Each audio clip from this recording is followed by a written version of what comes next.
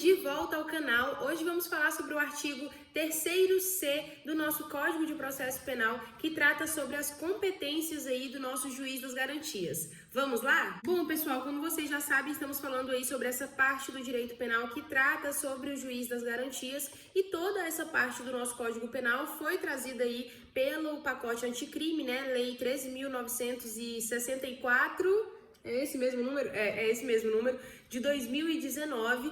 Então, basicamente, o que aconteceu? Essa lei, o pacote anticrime, trouxe esse instituto do juiz das garantias, visando ali, né, trazer um maior benefício para a defesa, na verdade, assim, uma maior imparcialidade nos julgamentos, onde a gente tira a figura do promotor de justiça que está ali ao lado do juiz e traz o promotor de justiça para um embate, né, um combate com a defesa, onde os dois estariam ali produzindo provas para tentar alcançar a verdade real dos fatos, do processo, ao invés da gente ter ali um juiz ao lado de um promotor, do lado de um juiz, e parece que a defesa já chega ali naquele processo perdendo. Então, o pacote anticrime trouxe esse instituto, o juiz das garantias, que vai aí, ó, do 3º-A até o 3º-A e o 3º-B nós já falamos, né, aqui no canal, vai lá assistir que eles são muito importantes.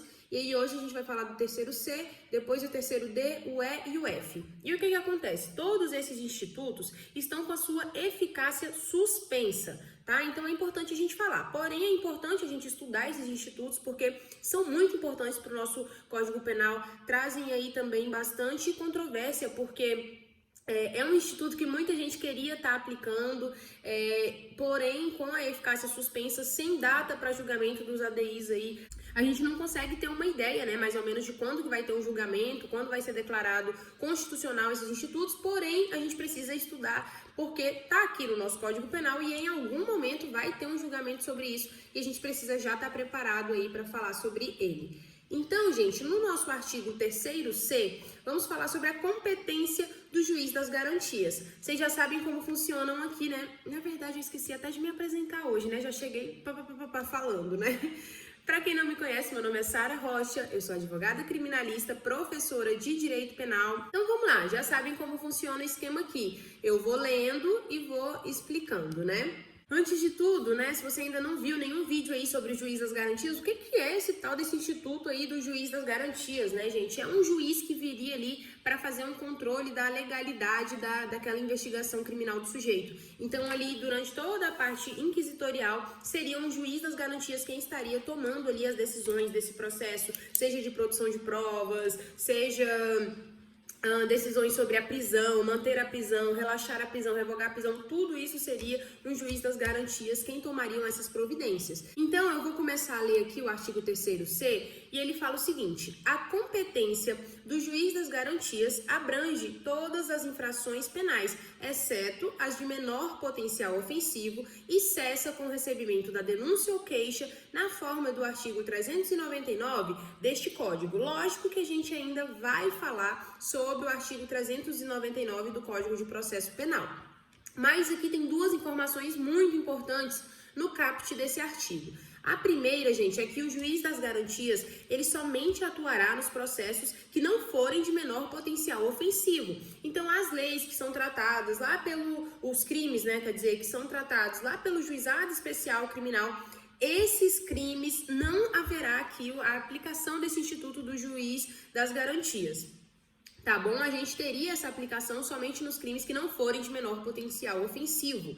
E a segunda informação muito importante que ele traz aqui, gente, é que a competência do juiz das garantias, ele vai cessar com o recebimento da denúncia ou da queixa, né? Da denúncia quando for uma ação penal pública e da queixa quando for uma ação penal privada. Tudo isso já está lá disposto no nosso artigo 399 do Código de Processo Penal.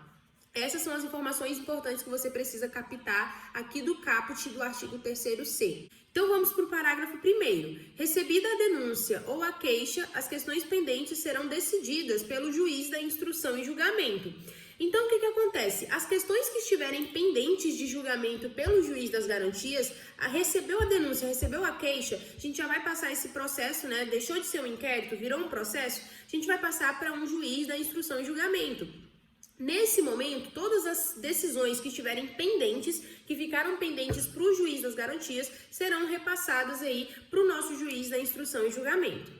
Então, esse é o ponto importante aqui do nosso parágrafo 1º, né? Essa transição que será feita aí para o juiz da instrução e julgamento sempre que houver qualquer questão pendente após o recebimento da denúncia ou da queixa.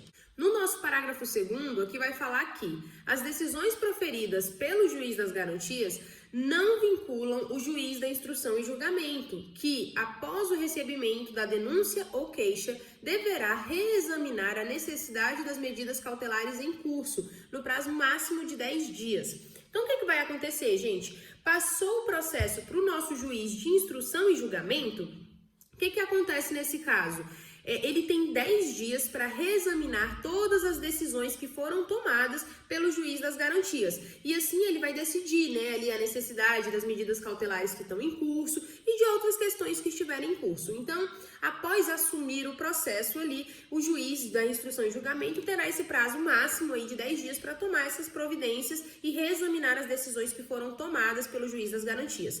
Então, observem que essas decisões tomadas pelo juiz das garantias, em outro momento, vão ser reexaminadas. Isso traz uma maior assertividade nessas decisões, quando a gente tem meio que um juiz revisando o trabalho de outro. Isso traz uma maior assertividade nas decisões, principalmente dos juízes, né? Bom, o parágrafo 3º fala que os autos que compõem as matérias de competência do juiz das garantias ficarão acautelados na secretaria desse juízo. Aqui tem um ponto muito importante.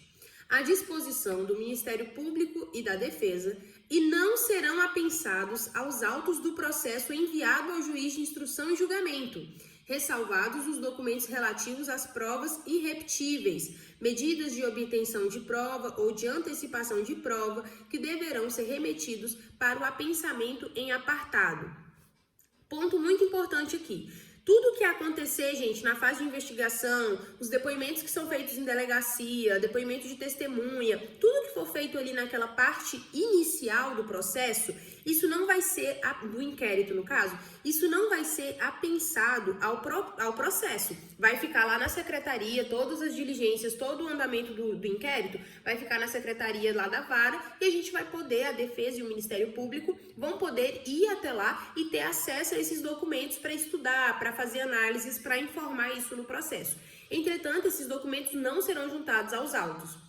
Algumas provas, né, como por exemplo, produção antecipada de prova, medida de obtenção de prova, ou então aqui ele fala, né, ressalvados os documentos relativos às provas irrepetíveis, né, então, teve uma quebra de sigilo, teve uma interceptação telefônica, tudo isso, então, irá sim para o processo principal. Entretanto, as outras questões, fora tudo que for fora essas questões que eu falei, tudo isso ficará lá na Secretaria do Juízo para que a Defesa e o Ministério Público possam ir lá e requerer acesso a essas informações para poder utilizar a seu favor, tá? Então, isso também é um ponto muito importante, porque o juiz da instrução e julgamento, ele não vai ficar simplesmente a par do que aconteceu na fase do inquérito, né?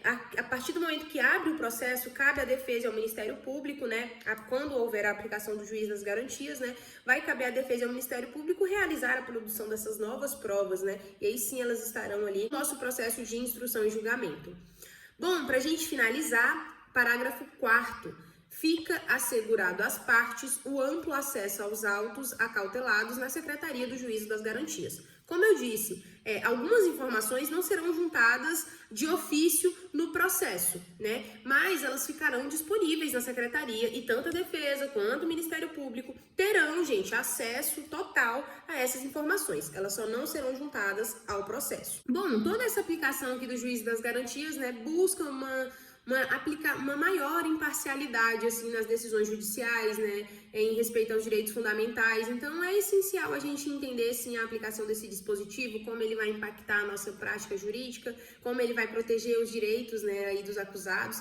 Então Esse é o vídeo de hoje, eu espero que vocês tenham gostado e entendido. Ficando dúvidas, minhas redes sociais, as apostilas também que a gente tem aqui no canal, explicando aí, comentando as leis, tem o nosso curso de Direito Penal, que não deixem de comprar, que o curso tá maravilhoso para vocês, tá? É o curso que explica ali a parte geral do nosso Código Penal, temos a apostila comentando Lei Maria da Penha, comentando crime de aborto, infanticídio, crimes contra a vida, temos bastante apostilas aí, você vai achar alguma que você vai poder aplicar na sua prática, nos seus estudos. E, gente, é um material que eu uso até hoje, tá? Pra, assim, realmente aplicar na minha prática. Às vezes, quando pega algum crime ali que precisa fazer um estudo mais aprofundado, eu uso essas apostilas. Então, não deixem de comprar, que vocês vão ter um material aí pra usar o resto da vida de vocês, tá? Então é isso, um beijo, espero que vocês tenham gostado e entendido. Até o próximo vídeo. Tchau, tchau!